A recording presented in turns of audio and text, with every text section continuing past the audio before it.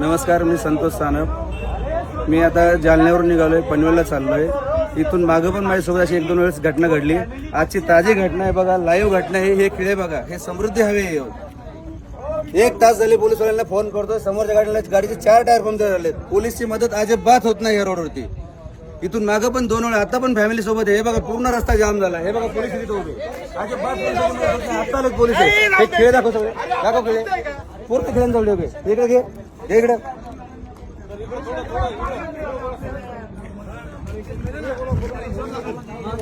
भाऊ, इथून मागून माझ्यासोबत अशा घटना 2 वेळा झाल्यात. तेव्हा पण मी पोलिसांना फोन केला, अजिबात पोलिसांची मदत होत नाही. मी आता जालन्यावरून निघाले, मला पनवेलला जायचंय. हा बघा रस्त्यामध्ये हजारो खेळ ठोके, एवढे खेळ ठोकासवर चाललंय काय? अर्धा रस्ता बंद करून जर चोर खेळ ठोकतात, पोलीस करतात काय? रोडवाले कॉन्ट्रॅक्ट करतोय काय? काय सुविधा आहे रोडला? कशाला हा रोड बनलाय? हा समृद्धी एका लोकांचा जीव घ्या रोड बनलाय, तेच समजत नाही. व्हिडिओ व्हायरल करा हे आणि हे दाखवा ह्या पोलिसवाल्यांना. अजिबात पोलिसची मदत होत नाही ह्या रोडला.